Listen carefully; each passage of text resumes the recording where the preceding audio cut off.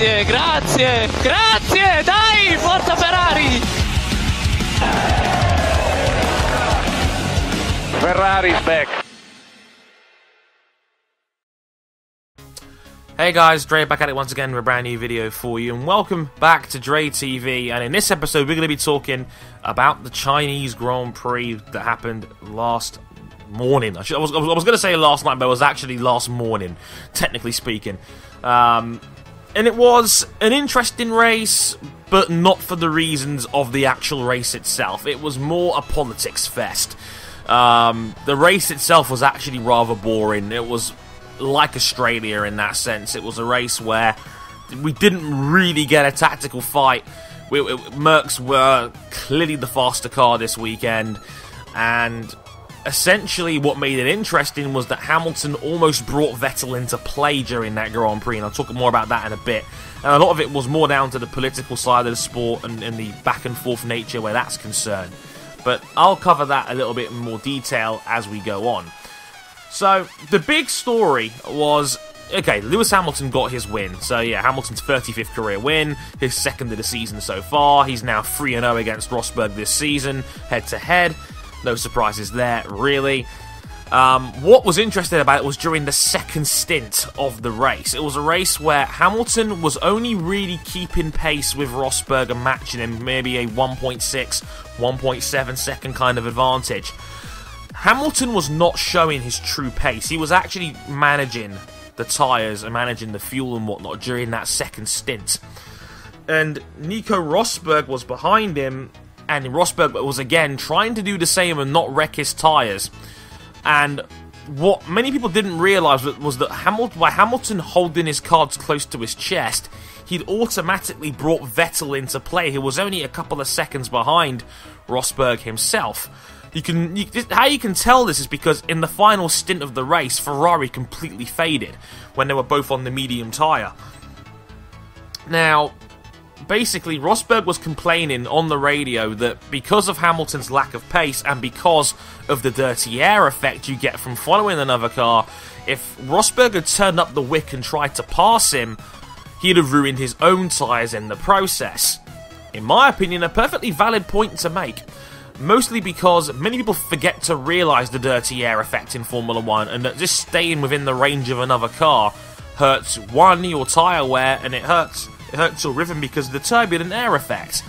Now, as a result, the Mercedes guys got on the radio and told Hamilton to stick to a target lap.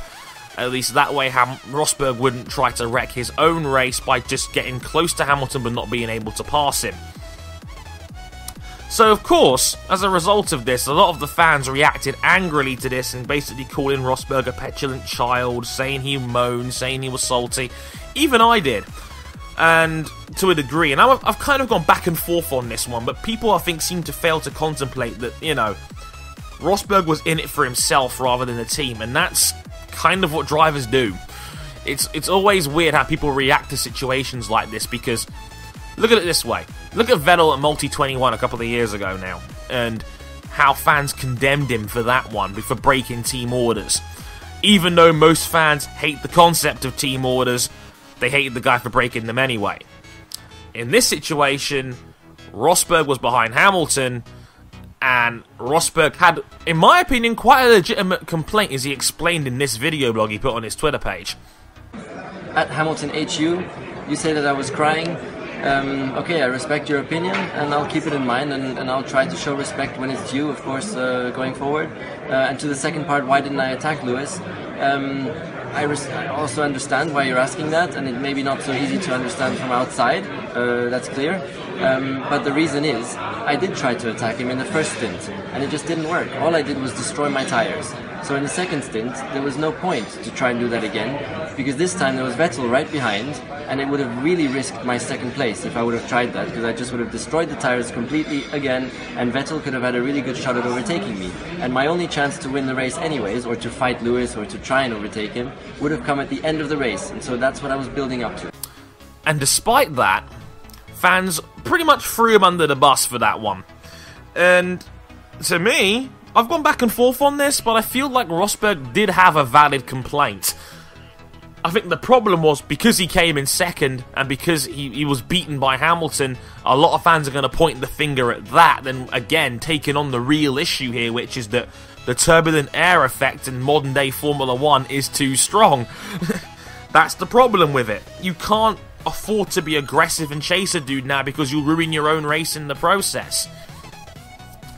And hell, I'm more likely to believe what Nico Rosberg says than a bunch of other people, because I was in the adamant against Rosberg camp on this one until I saw said video blog where he actually explained himself, and I believed him. Like any animosity I had towards Rosberg vanished after that. I'm inclined to believe him. He's a very honest dude, Rosberg. I've always said this, and hence why his press conference statements drew so many eyebrow raisers, because, you know, he did feel like Hamilton compromised his race, and I think to a degree he did, because when Rosberg pitted first and Hamilton showed his true pace, Hamilton blew Rosberg out of the water. It's amazing how that one turned out. But again, Hamilton's points are perfectly valid too. Hamilton is only looking after his own race. He's got no reason to look after Rosberg's race at the same time and look out for the team. Let's not pretend like Formula 1 is a team sport. It's a team of individuals. Let's make no mistake about that one. So that's my take on the whole Rosberg political situation and, you know, tyre wears and whatnot. There are some other things to take away from that race. Kimi Räikkönen finally got a clean race in, came in 4th, was a little bit unlucky in the safety car that he was kind of robbed of at least a fight with Sebastian Vettel for 3rd, but Vettel now again 3-0 head-to-head over Räikkönen and his 3rd consecutive podium. So it looks like Ferrari are closer, but just not quite there yet, unfortunately. Other news to take away, Renault, oh boy, 50% of their cars retired. The Kvyat had a big engine blowout early on, and with just 3 laps to go, Max Verstappen, his engine blew out too, robbing him of I think 8th or 7th place, something like that. And again, it would have been really nice points for the rookie. He put off a couple of really nice overtakes during the race. Max just very unlucky in that regard. The guy looks like he clearly belongs in this sport. And it just validates the old argument that if you're good enough, you're young enough. And Max, I think, is very good. I wasn't a fan of Martin Brundle waxing lyrical over him, saying he could be the next Senna or Schumacher and he could be in a top-class team by the time he's 20. That's not how Formula 1 works, unfortunately. And even so, I think it's a very early after 3 races to be comparing him to 2 of the best drivers of all time. But that's the Sky narrative. And I was very pissed off with Sky's coverage during this race in general. You know, just completely waxing lyrical over Hamilton in every conceivable way. I know the race was boring and you've got to try and make it exciting, but when David Croft does play-by-play, he's cringy. He's actually better off when he's more relaxed, like doing practice sessions and whatnot, and he doesn't have to do play-by-play. And after the race, the shit that was coming out of their mouths, like, oh, Hamilton admitted he parked it up and pointed his car at Rosberg and started to intimidate him, even though Hamilton admitted it was a mistake and got the angle wrong. it's ridiculous, you know. Talking about how trying to make a big deal out of the installation lap where Hamilton and Vettel came out of the pit lane side by side, a complete non-story, and they tried to spin it in Toto Wolff's face like it was a big deal, and it just wasn't. And just awful Hamilton bias all weekend, but the race after the race was absolutely atrocious. I'm gonna if I do end up watching races illegally on Sky streams, because I don't give them my fucking money, they don't deserve it, quite frankly. If I do, I'm just gonna listen to it on mute until the race actually starts. I might just listen to it mute in general, actually, because it's really friggin' annoying, quite frankly. But what can you do? Other great stuff to notice as well. Lotus got their first points. Well done to Romain Grosjean in 7th place. A bit of a lonely, but again, a maximum available on the table in 7th place for Lotus there. Pastel's race was more eventful. He had the spin. He missed the pit lane, which was a minor mistake.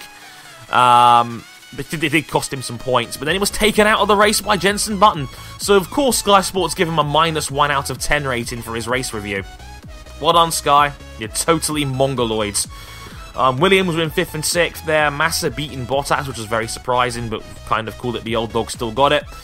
And yeah, Jenson Button. Has Jenson ever had a time penalty like that before? Ever? That was interesting.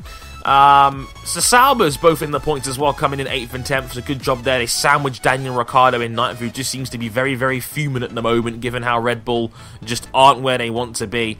And well done to McLaren for coming in 12th and 14th as well. It looks like they've actually shown some progress and are looking more competitive by the race. So there's some positive signs to take away where that's concerned as well. I gave the race overall a 4 out of 10. I thought it was quite a boring race, unfortunately, but there was some interesting strategic tidbits that came out of it. And again, it was the side news rather than the race itself, which I thought was more interesting. Let me know what you thought of China, Rosberg's comments, all that good stuff. I'd love to hear your opinion as always. And until next time, I've been Harrison101. Thank you very much for watching, and sayonara.